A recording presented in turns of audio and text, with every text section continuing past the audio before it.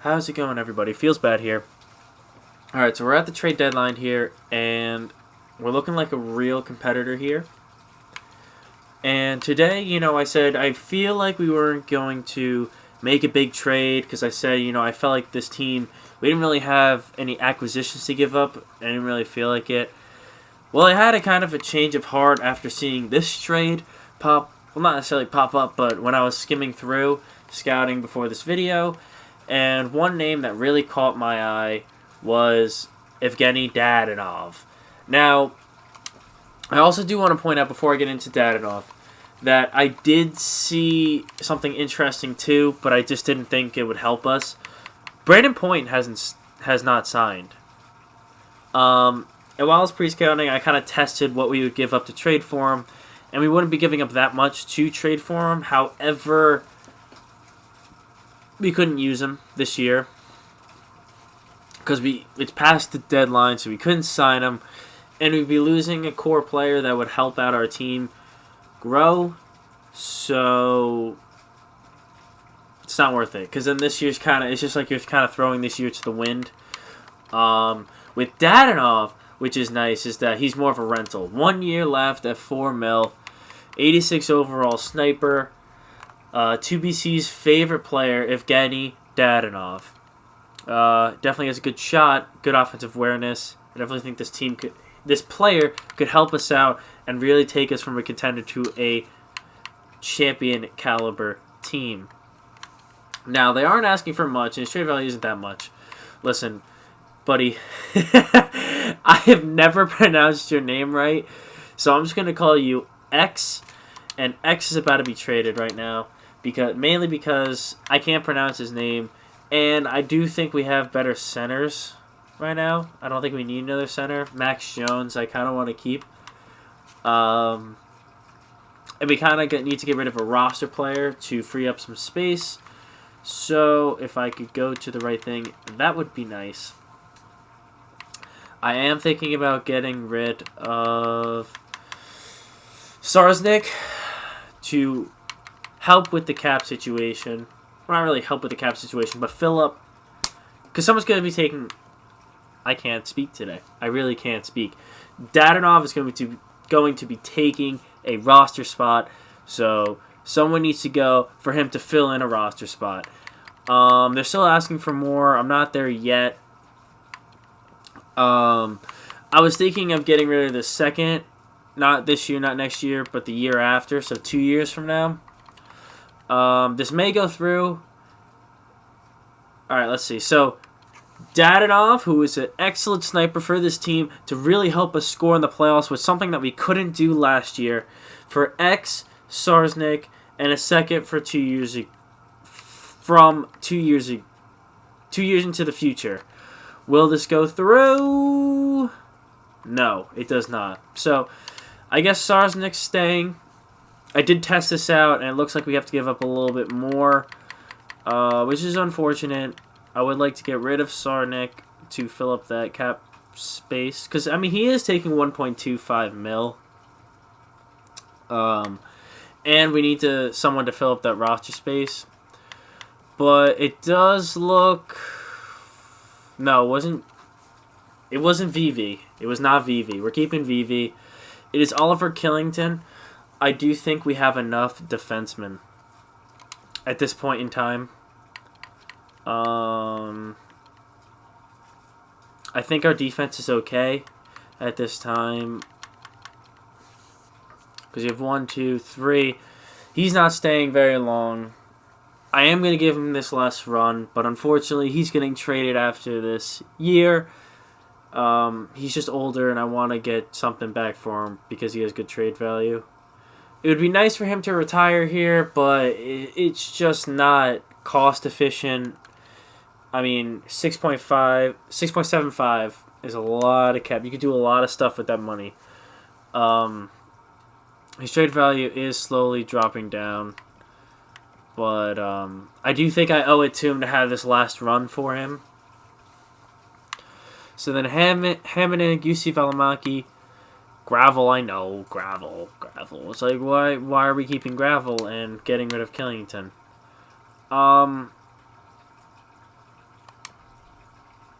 It's a good question. I might be second guessing myself here, boys. I, it might be Max Jones too. It might be Max Jones.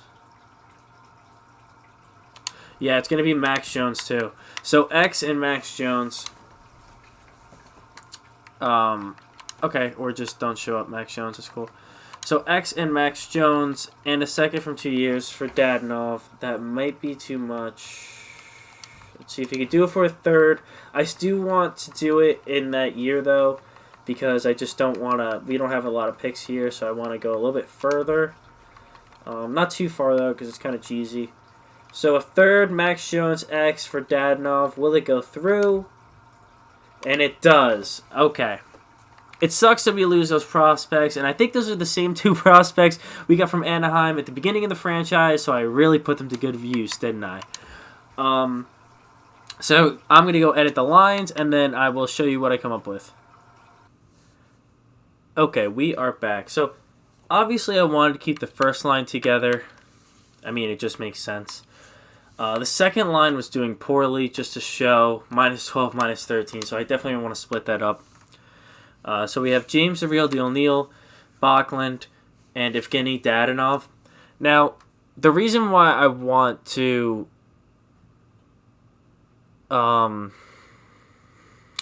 reason why I want to put James the Real Deal Neal on the second line and not Elias Lindholm is because his age and contract.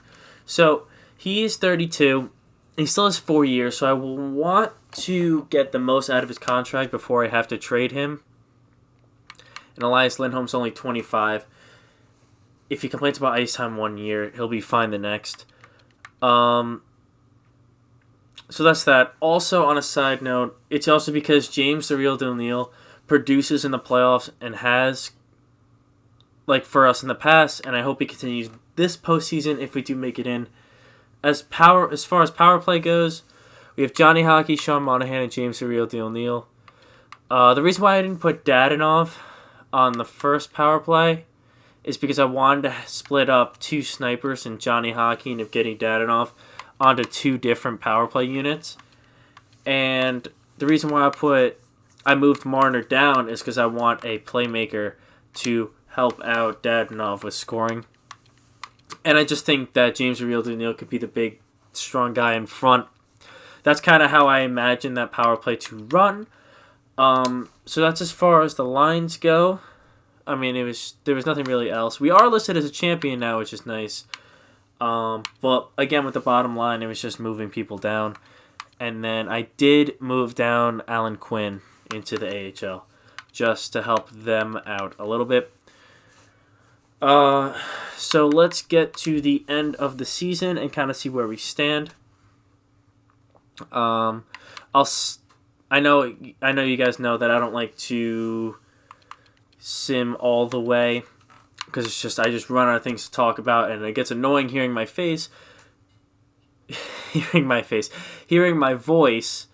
So we're gonna go to the San Jose game. You'll know about the San Jose game. So going there. So let's see how this team starts to go. 3-1 win. That's nice. I should have looked at Dadonov's points before I started simming. That's okay. As long as we're winning, that's all I care about in my book. Alright, so that's where we are. We have 38, 24, and 6 as far as you guys know.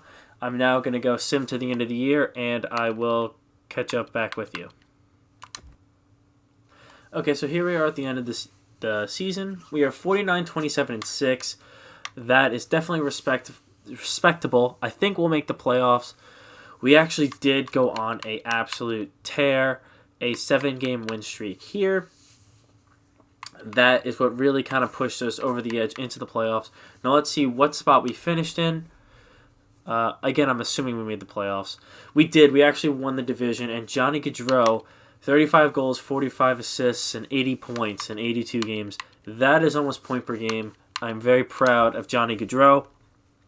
The first line is really producing on another level right now, which really helps. I mean, 35 goals, 25 goals, almost 30. Like, the first line almost had 30 goals each.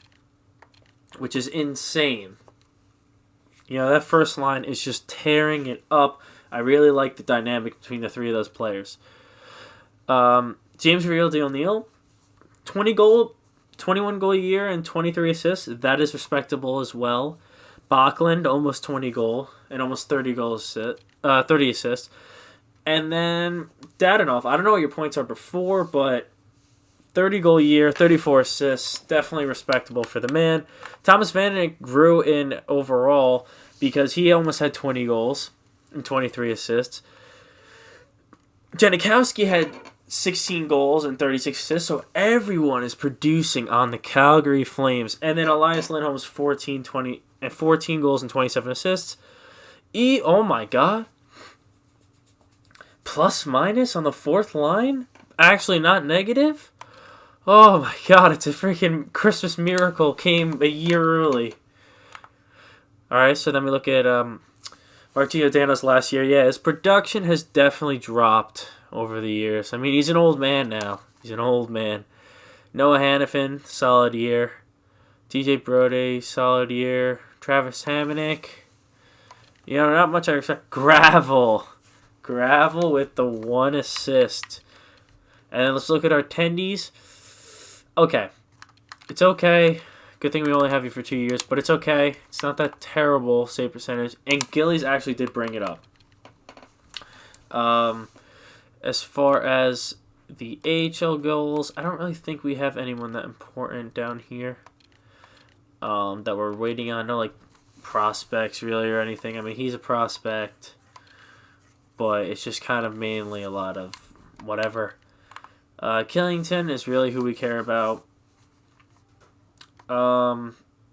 He had a solid year. I'm glad we didn't trade him. We're actually probably going to need him to replace Gravel next year.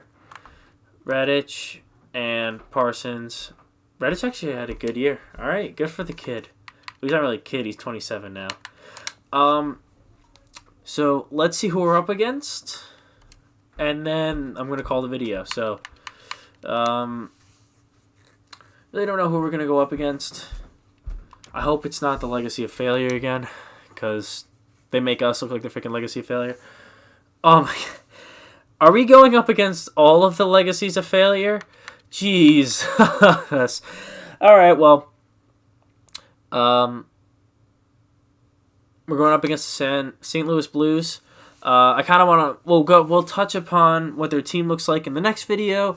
So if you guys like the video, remember to like and subscribe. Hit the bell button if you do wish. I'm not going to force you. And hope you enjoyed the video. Alright, I'll see you guys next time.